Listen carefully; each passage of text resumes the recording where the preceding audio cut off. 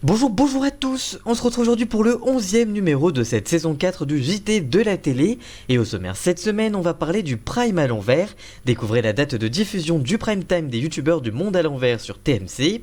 On parlera aussi de Faites entrer l'accusé et l'émission aura-t-elle droit à de nouveaux épisodes sur RMC Story. On vous dira tout. On parlera aussi de Koh-Lanta et vous allez découvrir la date de diffusion de la grande finale et pourquoi TF1 a décidé de découper en deux parties cette fameuse finale. On vous dira tout là aussi.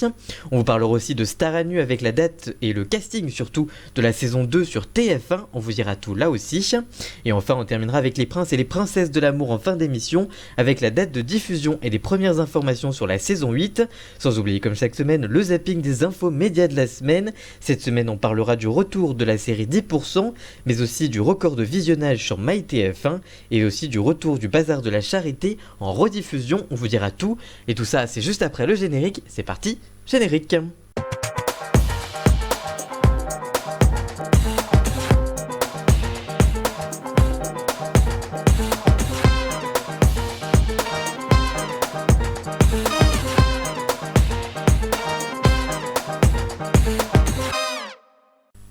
Après McFly et Carlito et le collectif Lollywood, c'est le duo de youtubeurs Le Monde à l'envers qui a le droit à son prime time. En effet, attendu depuis plusieurs mois, le premier prime time de Jenny et Valentin, le duo de youtubeurs du Monde à l'envers, se dévoile pour TMC. Ces derniers réalisent des parodies, des sketchs ainsi qu'une web série sur leur chaîne YouTube qui compte près de 3,5 millions d'abonnés et plus de 644 millions de vues. Pour cette soirée inédite et parodique intitulée Le Prime à l'envers, les téléspectateurs de TMC seront plongés dans l'univers de Jenny et Valentin avec des parodies sur des émissions de télévision. Le communiqué dévoile le nom de ces dernières. Ainsi, les youtubeurs rejoueront Mariage au premier regard, qui sera le premier sketch de la soirée et qui, je cite, offrira une fin surprenante selon le communiqué de presse. Mais aussi Les Marseillais à Marseille, qui permet de retrouver Sydney, le personnage récurrent que les fans de la chaîne YouTube adorent.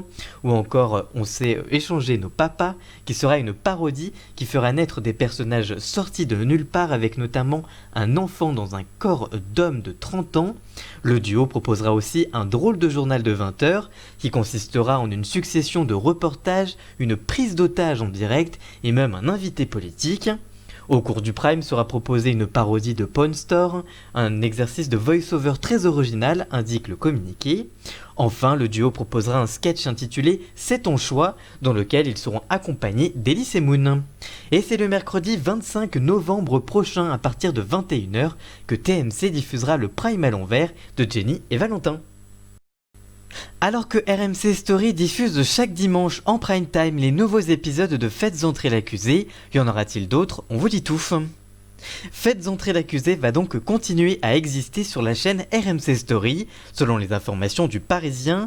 En effet, selon le journal, la chaîne a commandé une salve d'épisodes inédits à 17 Juin Média, la société de production historique du magazine de faits divers. Toujours selon eux, ce sont 8 nouveaux épisodes qui sont en préparation. Cette annonce n'est pas vraiment une surprise puisque les nouveaux épisodes inédits du magazine enregistrent d'excellents scores d'audience jusqu'à atteindre 830 000 téléspectateurs et 3,6% du public le 25 octobre dernier. Ce soir-là, le duo Rachid Mbarki et Dominique Rizet abordaient l'affaire du meurtre d'Eva Bourseau intitulée Meurtre à la Breaking Bad. Depuis le rachat de Faites entrer l'accusé, la chaîne s'offre chaque dimanche de très beaux scores d'audience chaque semaine. Gaëlle Trolli, la directrice générale de la chaîne, indique d'ailleurs, je cite, « La barre des 800 000 téléspectateurs, c'était l'objectif pas facile dans cette période si particulière. Rachid Mbarki, le nouveau présentateur, a été adoubé par le public. Son duo avec Dominique Rizet fonctionne à merveille. Notre petite inquiétude, c'était de savoir si les fans du programme apprécieraient les évolutions que l'on a dû apporter à la formule, et c'est clairement le cas. En attendant les nouveaux épisodes inédits, la chaîne reprendra les rediffusions des près de 250 numéros des archives de Faites entrer l'accusé, juste après la diffusion des derniers épisodes inédits qui sont toujours en cours de diffusion. Benoît Thévenet, le producteur, indique, je cite, « On ne démarre pas de zéro car les équipes ne cessent jamais d'enquêter sur de nouvelles histoires.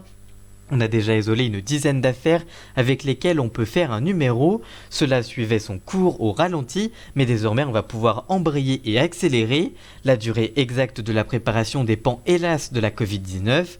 On a le droit de tourner pendant ce nouveau confinement, mais c'est évidemment plus compliqué. Les témoins, les avocats, les gendarmes vont-ils accepter de nous recevoir ? Je ne suis pas inquiet pour autant, on a bien réussi à monter toutes les émissions de la saison précédente avec des monteurs confinés à leur domicile, mais c'était ric-rac. Ainsi, ces derniers ne seront pas programmés avant la rentrée 2021, le temps d'être tournés et montés. Alors que Koh-Lanta est de nouveau le succès du vendredi soir de TF1, la fin de l'aventure approche et va être coupée en deux. En effet, c'est TF1 qui a révélé dans ses grilles des programmes que, comme lors de la précédente édition, l'épisode final va être divisé en 2 épisodes. Ainsi, les fidèles du jeu de Denis Brognard découvriront un épisode le vendredi 27 novembre prochain, à partir de 21h05, qui sera dédié exclusivement à l'épreuve d'orientation. A priori, sans que ce soit encore officialisé par la chaîne, la Une devrait proposer le vendredi suivant l'épreuve des poteaux et la révélation du gagnant de cette saison. Cette décision rappelle forcément le découpage de la précédente saison de l'île des héros qui avait été vu en partie de ces épisodes raccourcis par une fragmentation en 2 épisodes de chaque épisode en fait. TF1 avait fait ce choix contraint et forcé par l'arrêt des tournages pour raisons sanitaires et face à la chute de l'investissement publicitaire. En effet, les chaînes de télévision avaient dû drastiquement baisser leur coût de grille, mais ce n'est pas tout, la production était confrontée à l'incertitude de pouvoir mettre en boîte la finale en direct tant que le confinement n'était pas levé et avait donc préféré rallonger la saison plutôt que d'y renoncer. La société de production ALP précise que la finale, je cite, n'a pas été découpée en 2 parties. Cette année, il y a un épisode supplémentaire. Cela fait que nous gardons la mécanique qui avait été mise en place lors de la période de confinement, à savoir un épisode qui présente l'orientation, et le vendredi suivant un épisode des poteaux avec un plus long direct. Nous sommes sur 15 épisodes au lieu de 14, cela n'a rien à voir avec la mise en confinement, cela avait été défini bien en amont. ALP assure que l'épisode dédié à l'orientation sera lui aussi plus long que les épisodes, sera aussi long plutôt que les autres épisodes de la saison. Pour rappel, dans une interview accordée à puremedia.com en juin dernier, Alexia Laroche-Joubert, la patronne d'Aventureline Productions, la société de production de Koh-Lanta, avait déclaré qu'elle s'opposerait à tout découpage d'épisodes de la saison des 4 terres. Je cite, étant donné que 2 saisons sont parfois diffusées la même année, si on les étirait, ça équivaudrait quasiment à conclure une saison un vendredi et en débuter une autre le vendredi suivant, avait-elle ajouté, estimant que cela nuirait au programme. On fait une pause dans ce JT de la télé pour la chronique du zapping des infomédias de la semaine, les petites infos qui ont marqué le PAF cette semaine, et tout ça c'est juste après le jingle.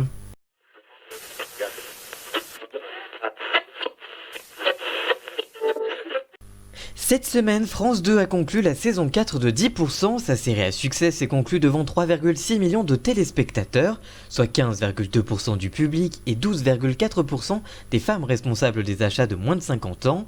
Depuis plusieurs années, les spéculations autour du tournage d'une saison 5 de 10% vont bon train. Le final de la saison 4, lui, fait plutôt penser à un arrêt de la série.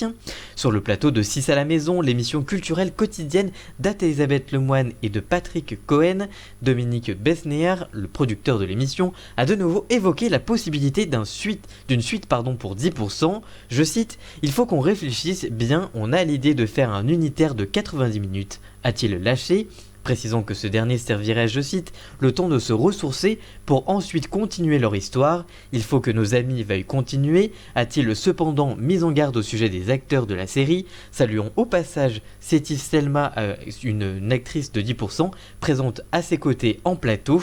Les aventures des agents d'ASK sont donc peut-être loin d'être terminées. Cette semaine, TF1 a communiqué sur les très belles performances enregistrées par sa plateforme de replay de MyTF1 au mois de septembre. En effet, sur Twitter, le groupe dirigé par Ara Aprikian a précisé avoir compté sur 25,7 millions de visiteurs uniques grâce aux connexions sur les 4 écrans, soit la télévision, l'ordinateur, le téléphone et les tablettes. Dans le détail, la chaîne a aussi proposé les programmes qui avaient enregistré le plus fort apport en nombre de téléspectateurs. D'abord Koh-Lanta évidemment avec un gain de 852 000 téléspectateurs, suivi de près par la série américaine The Resident et le gain de 804 000 français supplémentaires.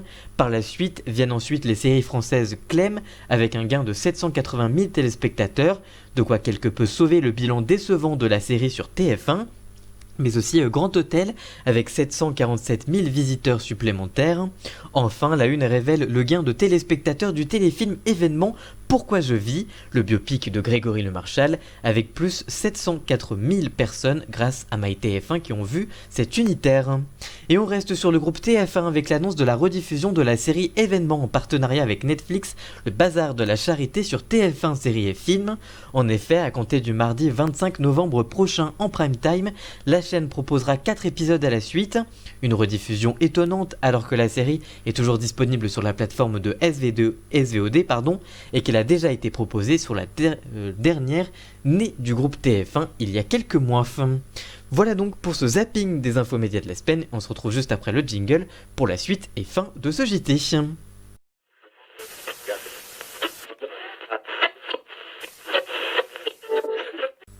Après le succès de la première édition, Star à nu est bientôt de retour avec de nouvelles célébrités. Il y a un an, des personnalités se déshabillaient en prime sur TF1 dans l'émission Star à nu animée par Alexandra Sublet pour la bonne cause. En effet, 15 personnalités avaient accepté ce défi afin de sensibiliser au dépistage du cancer du sein, de la testicule et de la prostate.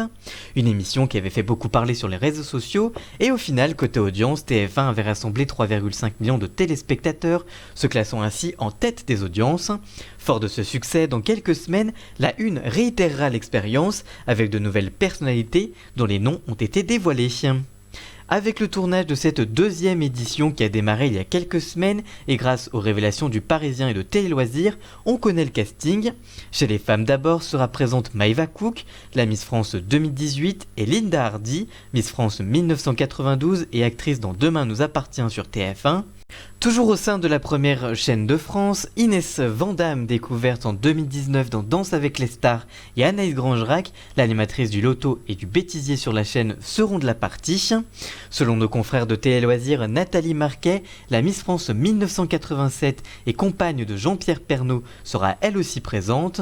Enfin, la chanteuse et youtubeuse Lola Dubini conclut en beauté le casting côté femmes. Du côté des hommes, le Parisien assure la présence de l'humoriste Cartman et Laurent Mestret, le gagnant de Koh-Lanta en 2014 et futur animateur des Apprentis Aventuriers sur W9. De son côté, Télé Loisirs ajoute les noms des humoristes Gilles Alma, vu notamment dans Nos chers voisins sur TF1, Vincent Dezania ou encore Jean-Philippe Janssen, vu dans Les grosses têtes de RTL.